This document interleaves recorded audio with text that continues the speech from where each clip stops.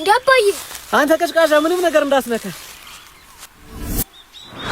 ወይኔ ልጄን አለው ማዬ ደህና ነኝ እኔ ልታድል መተህማ ምንም አትሆንም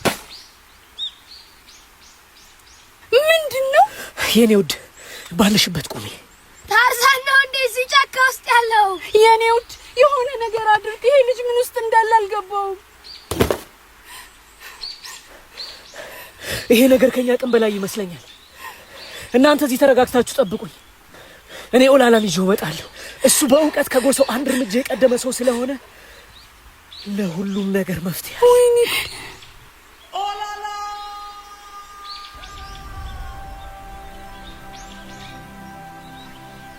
ባርኮት እባላለሁ ወደዚህ ጫካ የመጣ ነው ከ3 ቀናት በፊት ነበር ልጅ አሁን ይመጣልሽ አሁን ይመጣል የመጣንበት ምክንያትም ለበሽታዬ መድኃኒት ፍለጋ ነበር እኔ ዓለም ላይ እጅግ በጣም ጥቂት ሰዎች ላይ ብቻ በሚከሰተው አውቶቢሪዮሪ ሲንድሮም ወይም ሳይጠጡ በመስከር ህመም የተጠቃው ሰው ነኝ በዚህ በሽታ አንድ ኒኬስ የተባለ እንግሊዛዊ ጎልማሳ ተጠቅቶ እንደነበር ሰምቻለሁ ሰዓት ከፊልም በነጻ ጅዋጅዌ የተጫወትኩ ነው ህመሙ የስካር በሽታ ነው ማለትም ምንም አይነት የአልኮል መጠጥ ሳልጠጣ ከመሬት ተነስቼ እሰክራለሁ የህመሙ ክፋት ደግሞ አፍ ላይ ሳይቀር የአልኮል ጠረን ማምጣቱ ነው በዚህም ምክንያት የትኛውንም ሰው እመነኝ አልኮል አልጠጣሁም ብል እንደ እብድ ከመታየት ውጭ ሰሚ ያላገኝ ጭራሽ አልሰከርኩም ይላል እንዴ ጋንጋን እየሸተተ መንጃ ፈቃድ አምጣ አንተ እመነኝ ነው ሰክሬ አይደለም አሞኝ ነው ቢያምህማ ነው እንዲህ እስክትሆን ጠጥተህ 2 መኪና ገጭተህ የመጣው እኮ ህመሜ ሲነሳ እንደዘከረ ሰው ጭንቅላቴን እያዞረ አንደበቴን ቆልፎ ስለማያንገዳግዳኝ ነው እንጂ እመነኝ ጠጥቼ አይደለም ናማ መኪናውንም እሱንም ወደ ጣቢያ ወሰድልኝ አረው ይህ የስካር በሽታ የሚከሰተው በሰውነታችን በተለይም በአንጀታችን ውስጥ የሚገኙ እርሾዎች ወይም ባክቴሪያዎች እኛ የምንመገበውን ካርቦሃይድሬትና ስኳር ወደ አልኮልነት ወይንም ኢታኖል ሲቀይሩት እንደሆነ ዶክተሮቹ ቢነግሩኝም መፍትሄ ግን አላገኘው አንዳንዴ ታዲያ የማይሆን ቦታ ላይ ድንገት ህመሜ ይነሳና ነገሩን በሙሉ እንዳልነበር አድርጌ ብልሽት አወጣዋለሁ እና ልጁ ምን አለው አላችሁኝ አረ ምንም ወፍ ነው ያለው ሰፈር ውስጥ ያለ ድንጋይ ላይ ቁጭ ብሎ ወፍ ሲያረባ ነው የሚውለው ማለቴ እርግብ በመሸጥ ነው የሚተዳደረው አጠገቡ ደግሞ ለልጆች የሚሆን ቆንጆ ድንጋይ አዘጋጅቶላታል አሁን ሲጋቡ እዛ ላይ ቁጭ ብላ አብራ ወፍ እያረባች ትኖራለች እንጂ ሀብት ወፍ ውጡ አረ ምን ወጣ ምን በዚህ በኩል ምን ቤት በቀላም ደና ነው አለሽ ማዬ አለሁ እኔ ልጅ አለሁልሽ ሁሌም የማዝነው ግን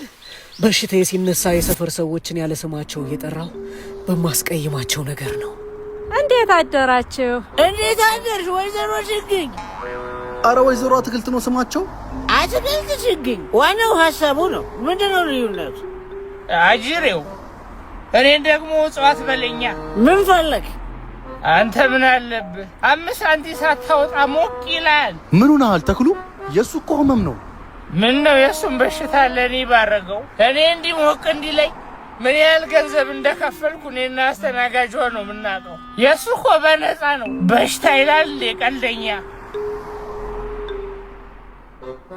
በቅርቡ ስለ ህመሜ የሰማው ይህ ባለቤት አብሮ አደግ የሆነው የዳሽን ባንኩ ሰራተኛ ስለ ኦላላና ጥበቡ ነግሮን ነው ወደዚህ ቦታ እንድንመጣ ያደረገን ኦላላ በነስ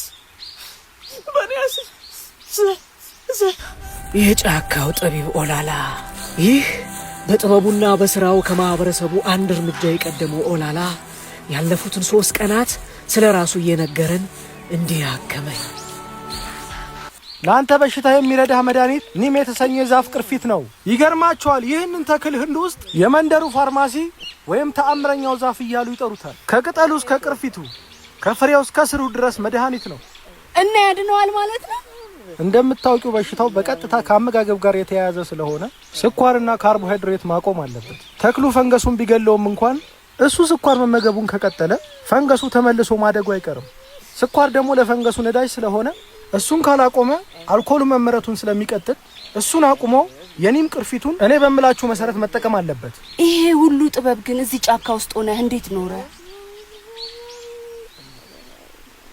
በአንድ ሰውና በአንድ መጽሐፍ አማካኝነት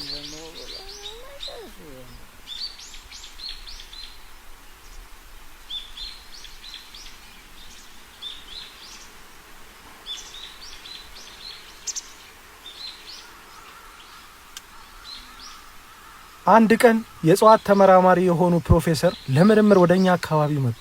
ፕሮፌሰሩ ለምርምር በቆዩባቸው 2 ዓመታት ውስጥ ብዙ ቋንቋዎችን ማንበብና መጻፍ፣ ዕውቀትና ጥበብን አስተምረውኝ በመጨረሻም አንድ መጽሐፍ ሰጥተውኝ ሄዱ።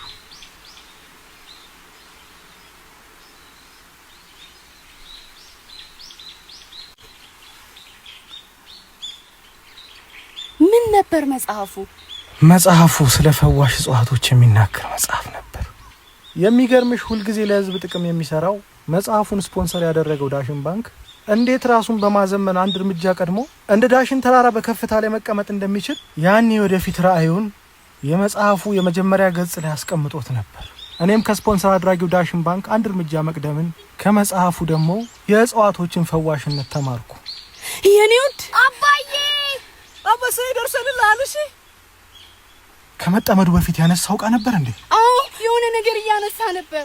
አይዟችሁ፣ እንደዛ ከሆነ ይሄ ወጣቶች ወጥመድ ነው ማለት። በእኛ ጎሳ የሰው ንብረት ማንሳት ነውር ስለሆነ የወደቀ ዕቃ ሲኖር ባለቤቱ እስኪመጣ ወጣቶች በወጥመድ ይጠብቁታል። ያንን ዕቃ ተሳስቶ ሊያነሳ የሚሞክር ሰው ወጥመድ ውስጥ ይወድቃል። ያነሳው ባለቤቱ ቢሆንስ? ወጣቶች ከእርሻ ሲመለሱ የእሱ መሆኑን አረጋግጠው ይሰጡታል። እና ይስጡታ፣ እኔን አውርዱኝ።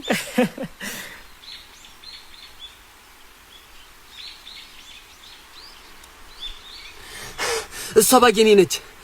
ያንተ ከሆነ ውስጡ ምን አለው? ስልክ አለው። ስልክ ውስጥ ምን አለ? አንደኛ ፓስወርድ የለውም። ሁለተኛ በውጭ ሀገር ለሚደረጉ ክፍያዎችና ግብይቶች ተብሎ የተዘጋጀው የዳሽን ባንክ ቨርቹዋል ማስተር ካርድ በውስጡ አለ። ምን ማለት ነው?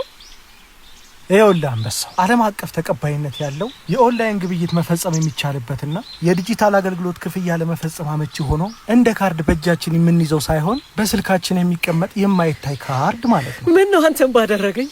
ሁሉም ነገር ላይ ዕውቀት ያለው ሰው ብሆን። የዳሽን ባንክን መርህና አሰራር ወደ ህይወት ከወሰድከው ሁሌም አንድ እርምጃ ቀዳሚ ትሆናለህ።